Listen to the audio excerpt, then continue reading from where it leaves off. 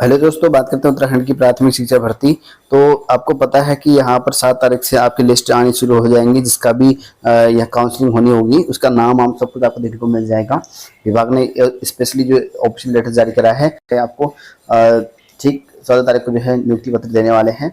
तो सभी के लिए बहुत बहुत बधाई। लेकिन कई लोग पूछ रहे थे कि भाई एक प्रॉब्लम था, ये लिस्ट मैंने आपको 2 दिन पहले दिखाई होंगी, आप लोग देखते हैं लिस्ट पूरी पूरी लिखी गई है इस लिस्ट में। और इसमें ये भी कहा गया है कि जो अर्ह अभ्यर्थी होंगे आवश्यक अभिलेख के साथ जो है काउंसलिंग में प्रतिभाग करने की सूचना जो है 7/8/2024 को प्रत्येक दिशा में जो है समस्त जनपद स्तर से संक्षिप्त विज्ञप्ति के माध्यम से प्रकाशित कराई जाए, जिसमें काउंसलिंग के लिए निर्धारित स्थान, मेरिट सूची विभागीय वेबसाइट पर जो है अपलोड किए जाने की सूचना आदि का उल्लेख किया जाए। तो यहाँ पर देखते साफ साफ लिखा गया है कि 7 तारीख को जो है आपको प्रत्येक जनपद से बोला गया है कि काउंसलिंग के लिए जो निर्धारित स्थान होगा, मेरिट लिस्ट की जो सूची होगी वेबसाइट पर अपलोड करने के लिए बोला गया है। ठीक है, ये कहा गया है। लेकिन इसी में एक पॉइंट यहाँ पर था, लास्ट वाला आई पॉइंट। यहाँ पर देखिए आई पॉइंट में देखिए काफी लोग को इस पॉइंट के रिगार्डिंग कंफ्यूजन हो रहा था। जो बाहरी राज्य के अभ्यर्थी हैं जिनका यहाँ पर शादी हो रखा है उत्तराखंड में, ठीक है, उनके लिए है ये वाला पॉइंट,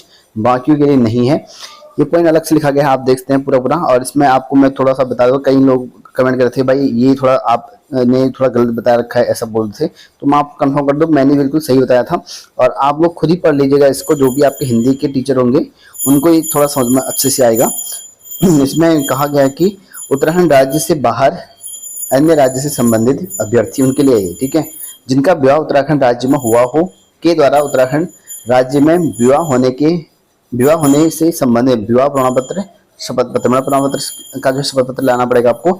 जिनका बाहरी राज्यों में उत्तराखंड के मतलब बाहरी राज्य के होंगे वो, लेकिन उत्तराखंड में उनका विवाह हो चुका होगा, ठीक है, उनके लिए है ये, ठीक है, उनके लिए है। और इसमें ब्रैकेट लिखा है, ब्रैकेट का मतलब ये होता है इसके संदर्भ में जो बोला गया है। हिंदी वाले इसीलिए अच्छे से समझेंगे मैं कह रहा हूँ, क्योंकि यहाँ पर ब्रैकेट का मतलब आप समझ सकते हैं कि ब्रैकेट का मतलब ये है कि इसके बारे में ही कहा गया है, अलग से कोई पॉइंट नहीं है। इस शासनादेश पे देखिए क्या कहा गया है। शासनादेश संख्या आप देख सकते हैं 2002 का है, दिनांक 10/10/2002 का है ये, ठीक है। इसके क्रम में उत्तराखंड राज्य के अतिरिक्त अन्य किसी राज्य का कोई व्यक्ति उत्तराखंड राज्याधीन सेवाओं में अनुसूचित जाति एवं अथवा मतलब अनुसूचित जनजाति के अभ्यर्थी के लिए अनुमान्य आरक्षण का लाभ नहीं पा सकेंगे। ये साफ साफ लिखा गया, ये ब्रैकेट में लिखा गया, इसके संदर्भ में है, ठीक है।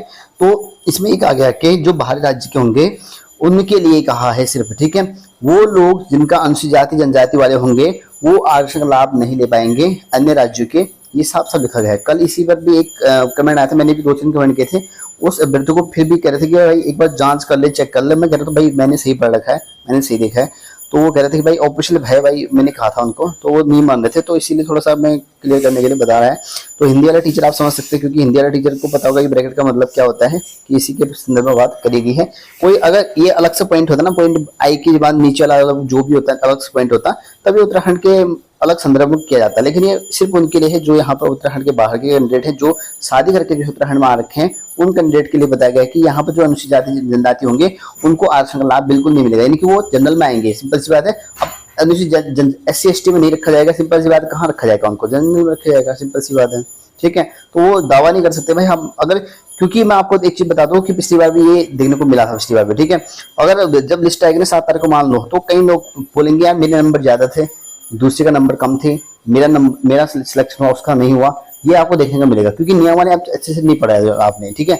वो पूरा नियमावली है जो 2019 वाला इम्प्लीमेंट किया गया था, उसमें साफ साफ लिखे गए हैं कैसे कैसे आपका सिलेक्शन प्रोसेस होना है, किस बेस पर आरक्षण लगना है, किस बेस पे होना है, क्योंकि सीटों का डिवाइड करना है। क्योंकि मान लो 50% सीट आपके आर्ट वाले के लिए होंगे, मतलब कॉमर्स और आर्ट मिला के जो विज्ञानोत्तर वाला जाएगा। 50% सीट आपके साइंस वाले के लिए होंगे, उसमें भी 50% 25 सीटें जो होंगी आपके 25%, ठीक है, वो PCM वाले के लिए होंगी, यहाँ ZBC वाले के लिए होंगी। वहाँ आपके जो है क्या रेशियो था, ठीक है, एक यहाँ रेशियो था,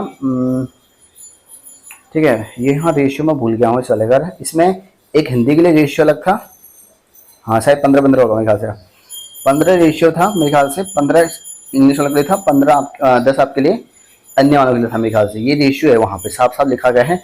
वो पुरानी वीडियो में मिलेगा, मेरा 2019-20 वाली भर्ती का जो नोटिफिकेशन आएगा ना, उस वाले में मिलेगा शायद से। मैं थोड़ा सा ये वाला भूल चुका हूँ, बाकी ये वाला कन्फर्म है। ये वाला तो रेशियो थोड़ा चेंजेस हैं। तो फिर उसके बाद आरक्षण लगना है, ये तो पोस्ट का डिवाइड हो गया, फिर उसके आरक्षण में आरक्षण वार डिवाइड होगा, जिससे महिलाओं को कितना मिलता है, और जैसे ओबीसी है, एससी है, एसटी है, उनको कितना मिलता है, ईडब्ल्यूएस है उतना कितना आरक्षण मिलता है, वो हिसाब से आरक्षण लगेगा, वो हिसाब से सारी पोस्ट आपकी जो है डिवाइड हो जाएंगी। और लास्ट में जो है मुझे पता है जब लिस्ट आएगी ना, बहुत सारे लोग मुझे कमेंट करेंगे या मुझे पर्सनली मैसेज करेंगे कि भाई हमारा नंबर ज़्यादा था, हमारे सिलेक्शन नहीं हुआ, कैसे हो गया, ये कई लोग कमेंट करेंगे। मैं पहले से बता रहा हूँ, क्योंकि पिछली बार भी ऐसा ही हुआ था, कई लोगों को भाई पता ही नहीं चला कि मेरा सिलेक्शन क्यों नहीं हुआ, और कई लोग सोच रहे कि मेरा नाम क्यों नहीं आया लिस्ट में, मेरे जो अच्छे नंबर थे, अच्छे गुणांक थे। तो कई लोग कन्फ्यूज हो जाएंगे लिस्ट को देखकर उस टाइम पे, ठीक है। कई बार विभाग की गलती भी जाती है लिस्ट में, अगर प्रॉपर सही नहीं होता तो, और लेकिन कई बार ऐसा होता है कि आपको नियमावली का पता नहीं चलता है, तो वो भी कन्फ्यूजन रहते हैं। तो ये दो चीज़ें आपका रहता है मैटर।